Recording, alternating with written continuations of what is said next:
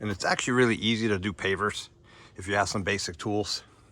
So let me show you a little more close up how I'm going to do it, if I can get the camera right.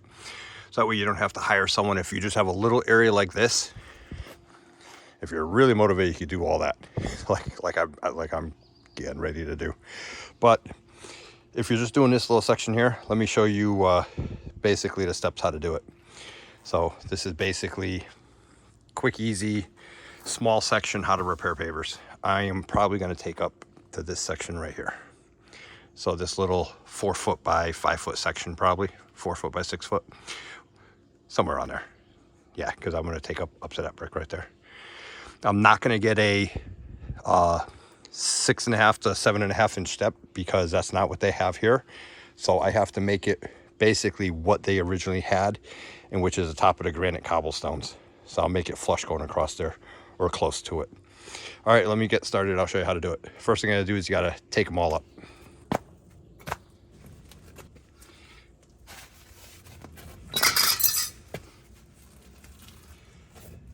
Okay, the first thing you gotta do is take this up, and you gotta build it the exact same way.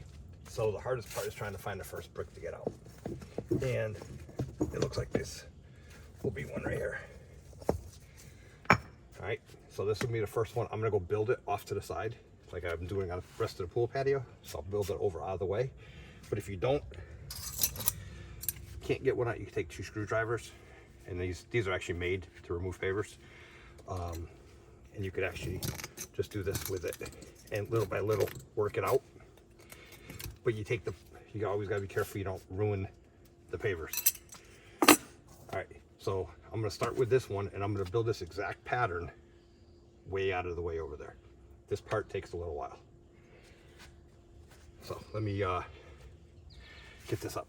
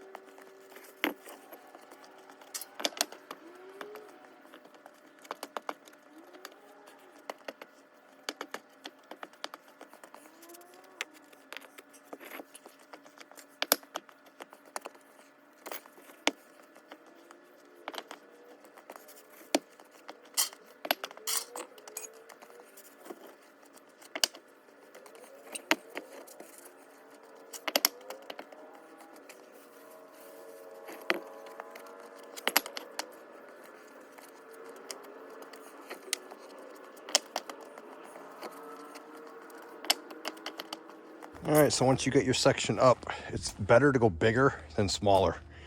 So you can see I took my time and I rebuilt it exactly here. This is not the type of contractor you want to hire. Look at this. He only cut a little bit in, and then he breaks the bricks. So that's the hard part about doing repair work, is you find all these shasty contractors who try to cut corners and do it quick, cheap. Look, this old brick is hollow underneath because he just hit this and then hit it with a hammer and it broke it off, versus just taking the time to cut it all the way through with a saw. All right, and you can also see how dirty these are out here. Okay, so now I got it all out. Now the next thing I got to do is I got to get all this debris out of here. So I use my trowel and I'll just scrape it all up, put it on my dustpan, put it off out of the way. And then it's a matter of adding base material and compaction. Compaction. These $5 bleacher seats will be your best friends. With knee pads, if you wear knee pads, the dirt gets in it, and you're kneeling on dirt and rock all day long. All right, so now I'm gonna take a trowel and I'm gonna clean up all this edge, get all the debris into the middle, or into a pile.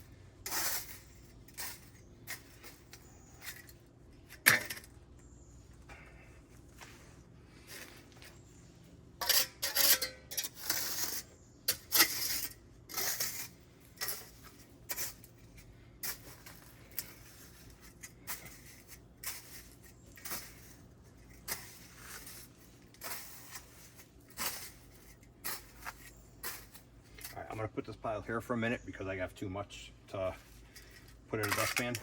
So I gotta empty a 5-gallon pail. Now you see this concrete? That goes the whole way. I took out all the sand. Someone did a repair job in the past, so I took out the sand. You don't want the pavers up against the wood like that because it will retain moisture. But once again, I can't fix something that someone else did to that extent because I'm not building a whole new staircase. I'm just here to get the pavers good. So if this was new construction, I would not do that. If this was all brand new, if this wasn't just a quick little repair. All right, so I'm gonna pour empty 5-gallon pail of stone dust there so I have an empty pail to get this out of here with.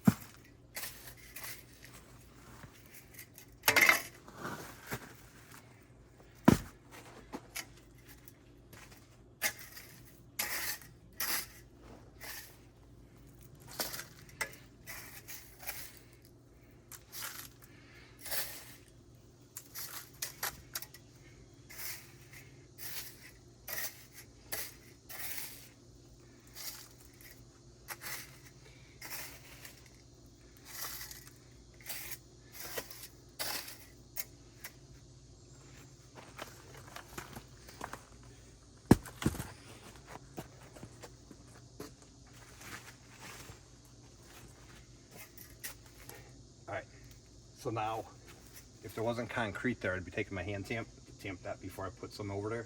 But I'm gonna put some over there to spread this out, and then I'm gonna hand tamp this whole area.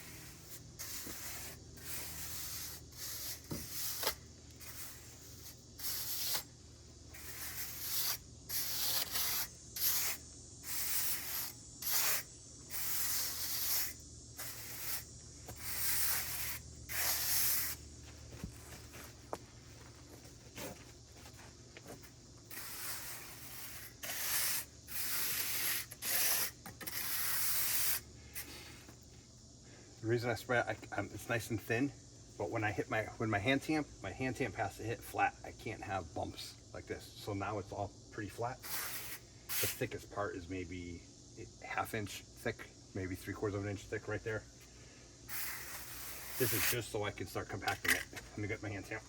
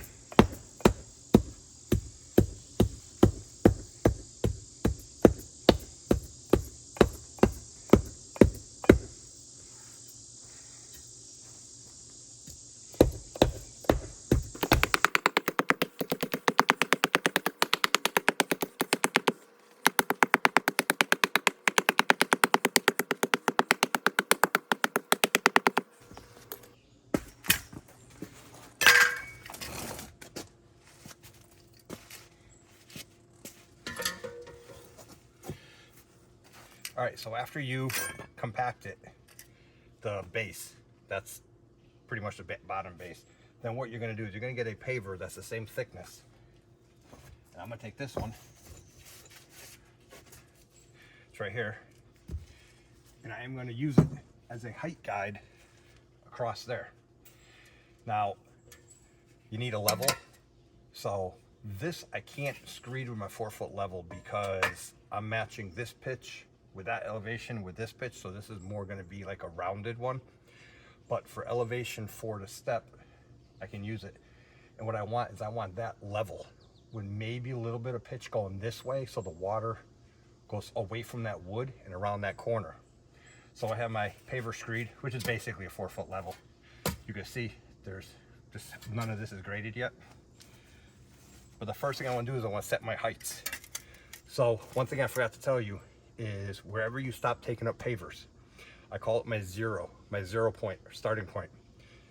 Take up an extra paver and don't put or do anything in like a 3-inch section right around the pavers, because that's your zero.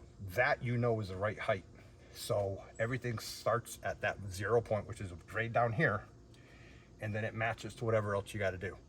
If you put dirt or base material up against here, you don't know exactly where that paver, that height was, because you're taking back up to a good section, to elevation that you know you want. All right, so let me get back over there. Now I want to make sure my threshold, my step is level left to right. I might have a little pitch. I got to see what it looks like first. And then that'll be a fixed point, and this will be a fixed point here. And then I just connect the two lines basically with more base material. Let me see what I got.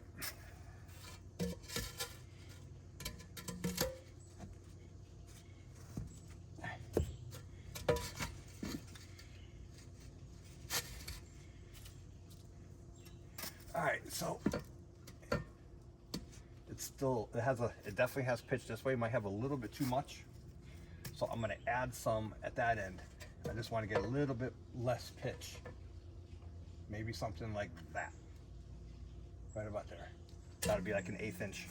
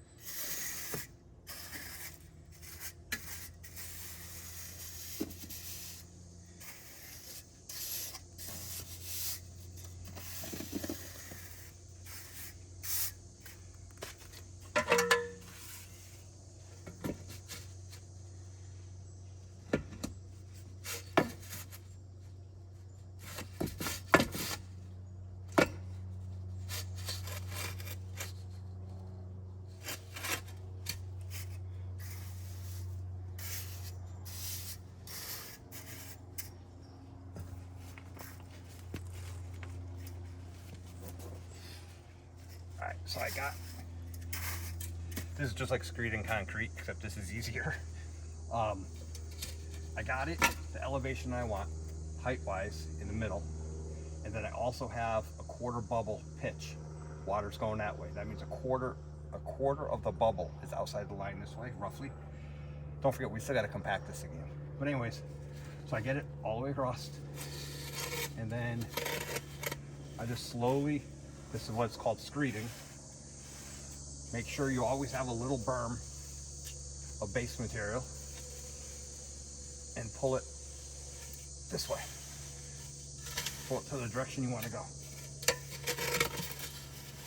And I'm already hitting the concrete over here, so I can't go any lower than this. So I got to make sure everything still lines up, and it does. Okay. All right, so that's all done for now. And I definitely have way too much in here.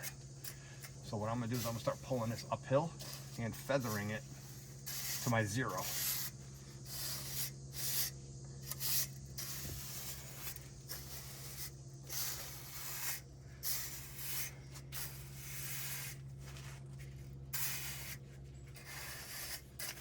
this is my 0 point, so I'm not going within 2 to 3 inches of it.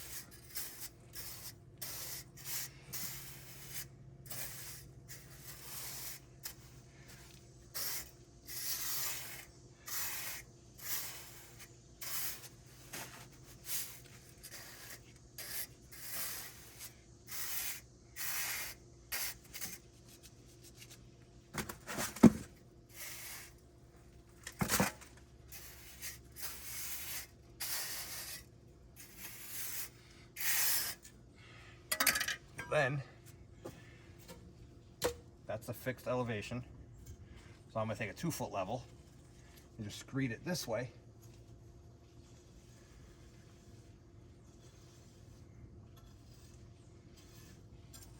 To blend it into the 0 point there. Very carefully.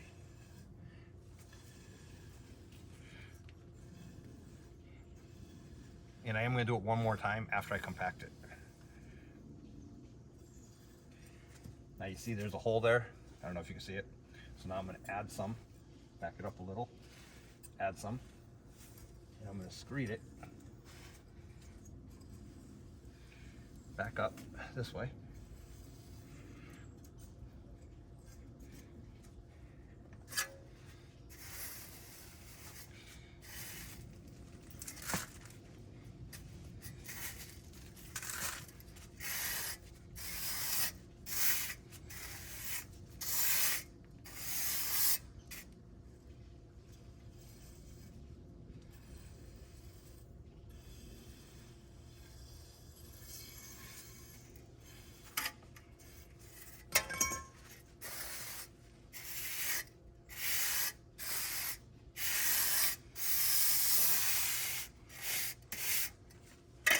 All right, now I got to compact it.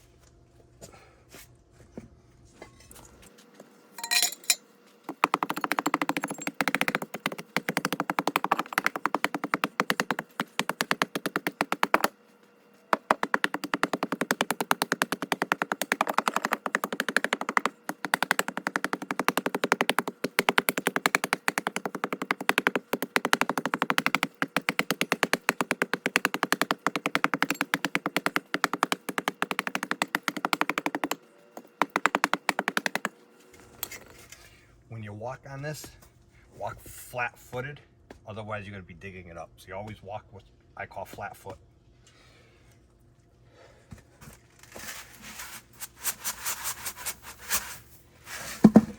So now I'm going to take a little bit more, just a little bit, and I'm going to skim coat it and fine-tune everything.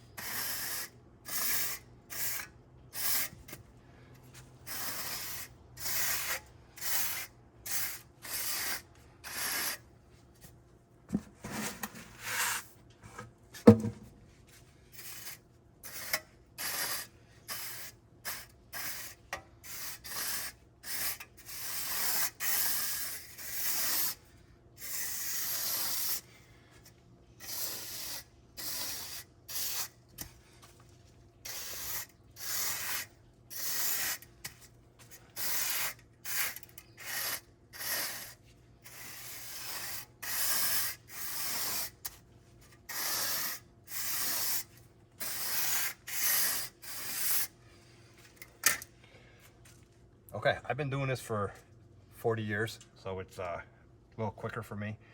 But once you know you got your elevation where you want it, you go around and you double check everything. All my water's going right to that corner.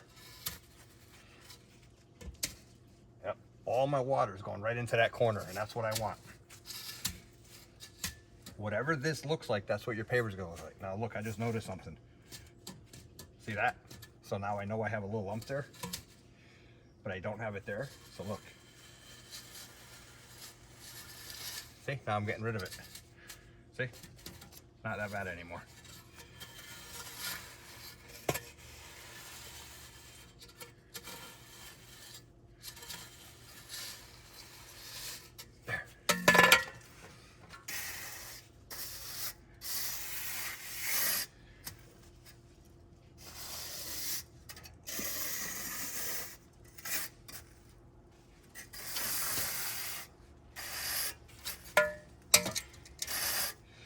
Take your time doing this part.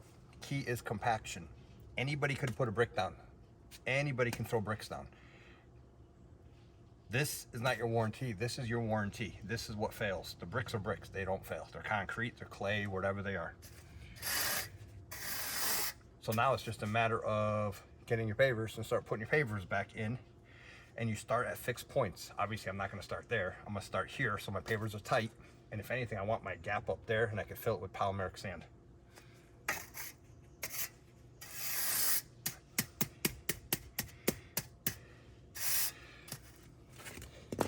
All right, let me show you my 0 point here, and I'll show you what I mean. Well, if you come this way, you can see when I did my pavers. Let me try to fix the camera here for you.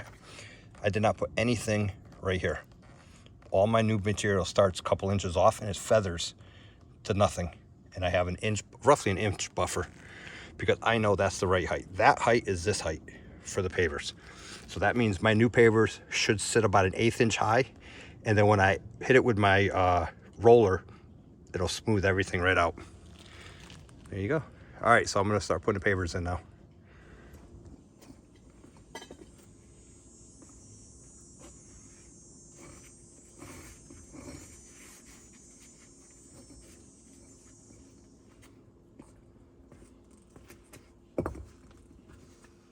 One thing I forgot to say is before you even get started, if you're worried about doing this, take a lot of photographs and do small sections, smaller sections, and always take your time.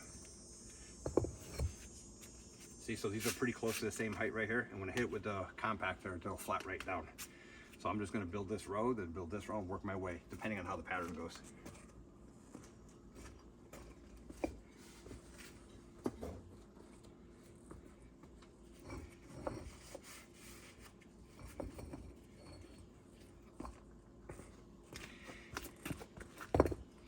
This is also when you knock off all the dirt on the old pavers.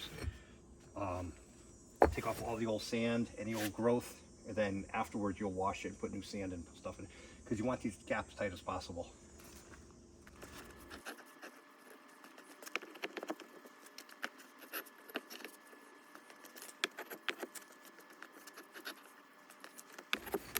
And yes, you end up putting old pavers back in when you have to. Old broken ones.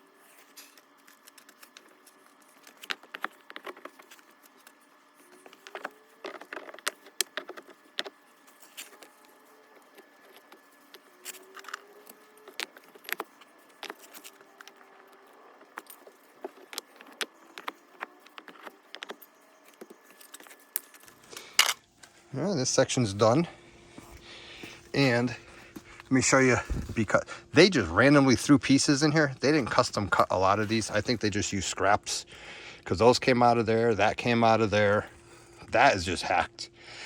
And then this gap was wrong. So what I did to make the pattern actually look good is I took this little chunk that they threw in this little hole here, see this little hole, and I slid these down.